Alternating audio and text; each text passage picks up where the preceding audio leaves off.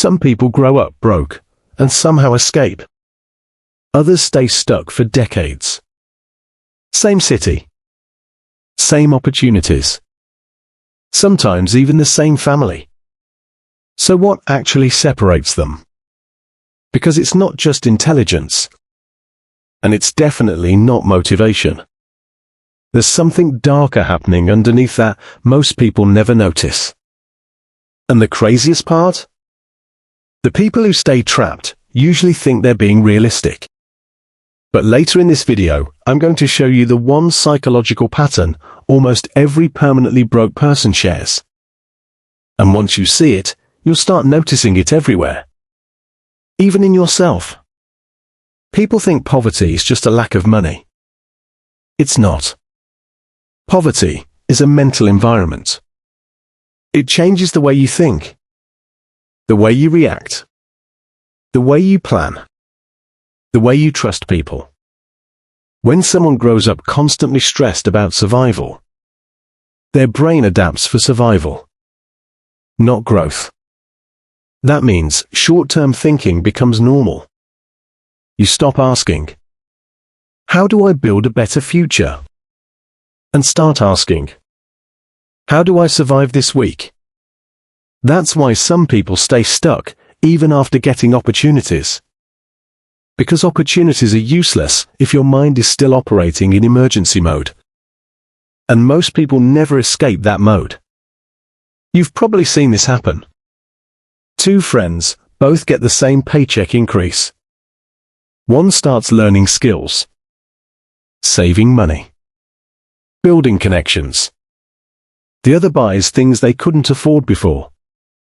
Not because they're stupid, because after years of feeling powerless, spending becomes emotional relief.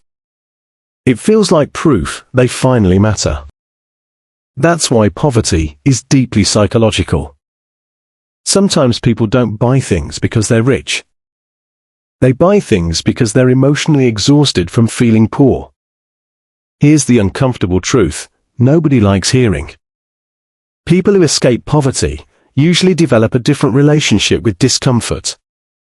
Most people avoid discomfort instantly. They avoid embarrassment, rejection, learning, failure, risk. But escaping poverty almost always requires all five. Think about it. You might need to apply for jobs you're underqualified for. Start something with no guarantee. Look inexperienced. Be judged by family. Work while exhausted. Delay pleasure for years. Most people psychologically cannot tolerate this long enough. That's the real difference. Not talent. Tolerance.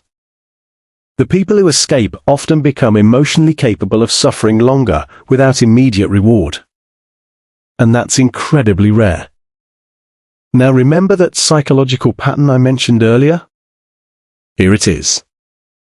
And once you understand it, you'll understand why some people stay stuck forever.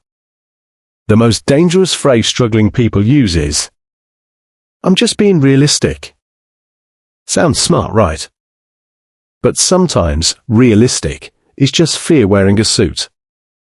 People kill their own future before life even gets the chance. I could never start that. People like me don't succeed. That only works for lucky people. It's too late anyway. After enough disappointment, the brain starts protecting itself by lowering expectations. Because hope becomes painful. That's the part nobody talks about. Staying poor isn't always laziness. Sometimes it's psychological self-protection after years of failure.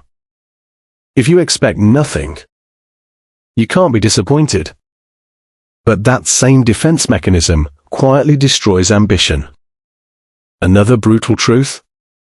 Your environment decides more than your motivation does. If everyone around you normalizes struggle, you start normalizing it too. Humans copy emotional standards. If your circle believes success is fake, rich people are evil, effort is pointless, and dreaming is embarrassing, you slowly shrink without noticing. That's why some people escape the moment they change environments. Not because they magically became smarter, because for the first time, they were surrounded by people who made growth feel normal. Environment silently shapes identity, and identity shapes decisions. Here's the harsh reality. Escaping poverty usually requires becoming someone your old environment no longer fully understands. That's the painful part. Growth creates distance. Sometimes from friends. Sometimes from family. Sometimes from the version of yourself you used to be. A lot of people secretly stay stuck because belonging feels safer than transformation. Because changing your life can feel like betraying your past. But the people who escape, eventually, they accept something most people never do. Nobody is coming to rescue them. And once that fully clicks, their behavior changes. Not overnight, but permanently. The scary thing about poverty is that it can slowly convince people their limits are permanent. But they're not. A lot of people are trapped not because they're incapable, but because their mind adapted to survival for too long. And maybe the first step toward changing your life is realizing your current mindset might be protecting you more than it's helping you. Because sometimes the biggest prison isn't your situation. It's the identity you built to survive it.